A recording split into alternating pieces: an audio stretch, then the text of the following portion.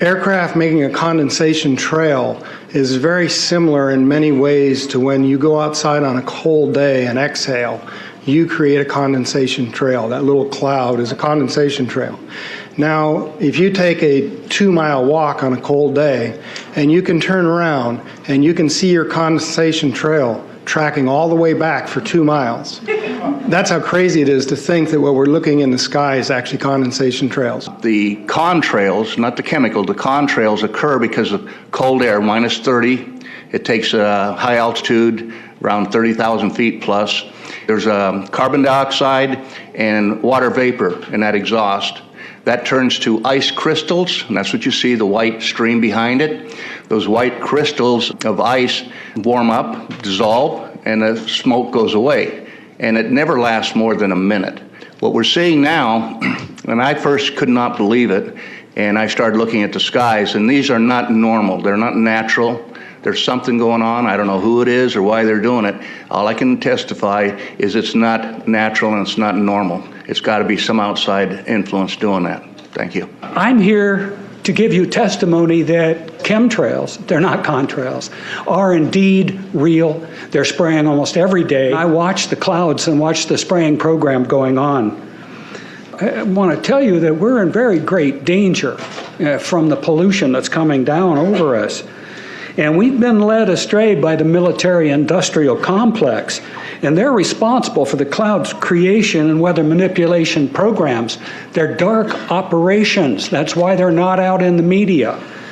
I look around and I see people are starting to look up and see this.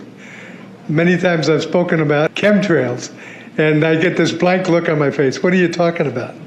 I'm saying, look up. As a pilot, but before I fly, I look up. And so, boy, they're really out there working. When you look up at the sun and you see a white haze, that is aluminum floating in the air right now, and it's coming from the aircraft. There's a huge amount of aluminum being found because these sprays have aluminum, strontium, barium, manganese, and there's a lot of argument that aluminum is very common to be found, but aluminum is only common in a bonded form. It's not common in a free form, and we're finding high rates of free aluminum in the soil, which is not natural. The metal compounds that are being used are environmentally dangerous. We need to be monitoring them. We need to be testing them. Okay, these previous guys, I've watched exactly what they do, and yes, they are correct. I've seen exactly the same stuff, so ditto marks on those. You want some figures? Okay, latest water test, tested the rain. 13,100 micrograms per liter of aluminum in the rain in 2013. Normally, it should be 0. So 13,100 is pretty damn much, folks. It used to be 0, then it was 100s in the 2000s, and then since 2010, it's into the 1,000s and the latest 13,100.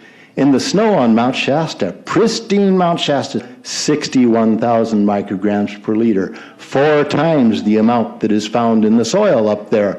Where in the hell is this stuff coming from if it's not coming from the soil? We have clouds in the sky we've never seen before. Almost every day I'm seeing clouds I've never seen before.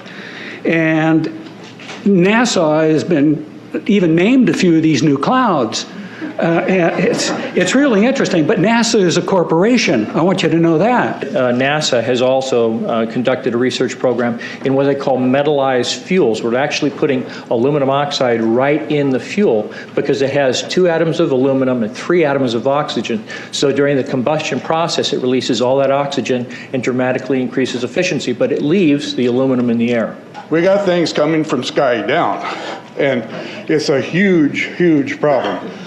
Because as it comes down, what happens is a couple of things. Is that it actually is in our air, we breathe it. And as we breathe it, it's actually going to go up through our nostrils, into our brain, easiest access to our brain frontal lobe. The contaminants that have been identified, which already been mentioned, are aluminum. Aluminum is the #1 free radical generator to the brain to cause early apoptosis, which is early death of brain, and it begins to set off the scar tissue, which we call the amygdalin, which is part of the chemical matrix related to Alzheimer's. I'm a neurologist practicing in Reading for 17 years, and in the past 5 years, I have seen the number of patients with Alzheimer's disease, Parkinson's, and other neurodegenerative diseases tremendously increased, almost quadruple. I became interested in chemtrails about 8 years ago when I was in Hawaii, and the Hawaiians are really being very vocal about it. I concur about the increasing number of Alzheimer's. They have been able to take the aluminum and micronize it, which means it'll stay up longer. But it also means, and I don't know if any of you have noticed a metallic taste in your mouth when they're spraying, but you inhale that, it goes up through your cribriform plate and through your sinuses and into the brain. As you heard, to spray nanoparticles, very small particles. These nanoparticles, they basically trigger a programmed cell death in the brain, and that is the ultimate path we see in Alzheimer's. That's problem number one, because when we look at the Alzheimer issue, we say those are the old. The real problem is, and the real scare I have, is as I am a father of 2, I am a grandfather of 3. So the drama is our children. ADD started in the 70s. Autism was not on the radar. There was no documents, there was no information. It was 1 in 100,000 children. Today, what we have is 1 in 48 boys. I was part of the early group that was looking for aluminum in ADD and ADHD. And all of those children that started to develop those phenomena had high levels of aluminum. When we figured out protocols to detox them out, to free the body of those particular contaminants, what happened is that their brains came back. When we do this to the age, it doesn't come back as quick, but it will come back. But I'm seeing Alzheimer's in 56 years old. Back in the 70s, Alzheimer's when you were 80. If you remember 8 to 10 years ago, there was this big move to get rid of aluminum from underarm deodorant because it would cause Alzheimer's. Look what they're doing to us now. I want to give you a little bit of history on the background behind nanoparticles has been described before. A nanometer is 1/1000th of a meter. It's very small. In fact, if you have particles, say, that are 40 or 50 nanometers across, you can take and line 50 of them up next to a single red blood cell. These things are extremely tiny. They're pervasive. The collapse and decrease of agriculture is something I worry about even more than the previous info about autism and Alzheimer's. Believe me, I'm seriously concerned with what I'm watching. As a wildlife biologist, I've been watching the ecosystem collapse. When you lose all your stream organisms, when you have aluminum overload in your streams, you're killing your microbial bacteria and you're disrupting the entire ecosystem. So it goes way beyond just a little bit of pollution. How did Monsanto know to create aluminum-resistant plants? I don't think I've heard anybody ask that question. Okay. Insects. I've done studies in Siskiyou County. They're at 20% of normal. The aquatic insects basically made a nosedive in 2006 to about 20% of normal. So far this year, I've sampled 200 trout stomachs. 98% of them are empty. So sorry about the trout fishing fellows. The mayflies, stoneflies, dipterus, and caddisflies are damn near gone. The terrestrial sampling is down to about 20% of normal, except for pest species like ants. We're seeing a loss of the major bird species, and as the gentleman said, the ecosystem is unraveling, and Audubon's been telling you that for years. The materials that are going into the environment right now, aluminum oxide nanoparticles and barium nanoparticles, these just happen to be the same materials that they use in nanothermate explosives. And so when this stuff settles down out of the air into the environment, it is small enough to be absorbed through the root structure of the trees in the forest. And so when there's a forest fire, and there will be a forest fire, those fires burn dramatically hotter. The point is that the cost of firefighting, the cost in the healthcare system have nearly doubled in the last 10 years. The amount of acreage is lost because of fires. The impact on human health is dramatic. I personally tested water and aluminum, and I found aluminum had 47 times the normal expected amounts. Strontium had 10 to 20 times the amounts. Barium was 20 times. This is what the stuff looks like here. Collected, most people just think it's a cobweb, but I tested it. It has outrageous amounts of barium, strontium, and aluminum, but they destroy the sample, so I'm not letting this get away from me. You know, these tests are international. in scope. We're seeing this all over the world, guys. Okay, pH of acid soils is 20 times more alkaline. The aluminum in the soil has doubled in the last 10 years. The rain normal was 5.6. It's 20 times more alkaline.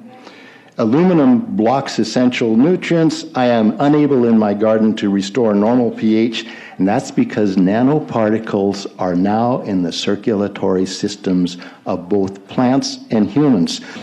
The Air Force conducted a study starting in 1993. It was called In Vitro Toxicity of Aluminum Nanoparticles in Rat Alveolar Macrophages. That's a real fancy way of saying testing the effect of aluminum nanoparticles on the white blood cells in the little air sacs in your lung, the alveoli. And what they found in this 8-year study was that these particles, when you're exposed to them long enough, it suppresses the ability of your white blood cells to defend you from airborne infections coming into your lungs. So it suppresses your immune system. But they also found that these same particles, once they get into your system, they can actually go through the barrier in each one of the cells. They get inside the cells, and these particles can actually suppress the ability of mitochondria, which are in the cells that help to gobble up toxins and things that would be harmful to the nucleus and the reproduction process of the cells in your body. These processes are suppressed, and so essentially by breathing this material in, your immune system is dramatically suppressed. I wrote to the federal government because Air Force wrote a book, and on the first page of the book they said, we're going to control the weather by the year 2025. I asked them, what are they doing spraying these chemicals on the public? I said, there's violation of United States Code 50 USC 1520, which prohibits the American government from experimenting on the US citizens with chemical agents. I said that law also requires who's ever experimenting, when the federal government does it, that they have to report to Congress within 30 days. They wrote back, they said they don't know what I'm talking about. We have enough evidence that there's this spraying going all over the place. We were warned about the takeover of our freedoms by the military-industrial complex by both Eisenhower and Kennedy. They're gaining traction on us, folks. We are in trouble more than just a spraying program. All I can say is it's about time we get up in arms about this, because it is affecting our health. It's high time that we as citizens of this great country take action. Board of Supervisors in Suffolk County, New York, they outlawed geochemical engineering. Hawaii passed an ordinance prohibiting geochemical engineering. I urge you to bar geoengineering in Shasta County and pass an ordinance. At least ask some damn questions. What the hell is all this aluminum doing here? Why are the trees dying, fishes dying? Why is there Alzheimer and aluminum spiking? And why are these fibers on the ground here in Shasta County? Thank you. Thank you, Mr. Mormon. Today, the Shasta County Board of Supervisors has been the beneficiary of some sincere, passionate, and knowledgeable comments. And I thank you for those. I am in agreement with my colleagues about sending letters and a call for action, but I would hope that we could go a step further. I would like for us to send a copy of this video where all of you spoke today, all 2.5 or 3 hours of this testimony, to be sent to our senators and our U.S. representatives, and also our representatives in the state of California. We'll do that. Let them listen to the passion that came out of this meeting today. Thank you. You have the motion in front of you. I think it's understood. All in favor, say aye. Aye. Any opposition? Motion passes unanimously.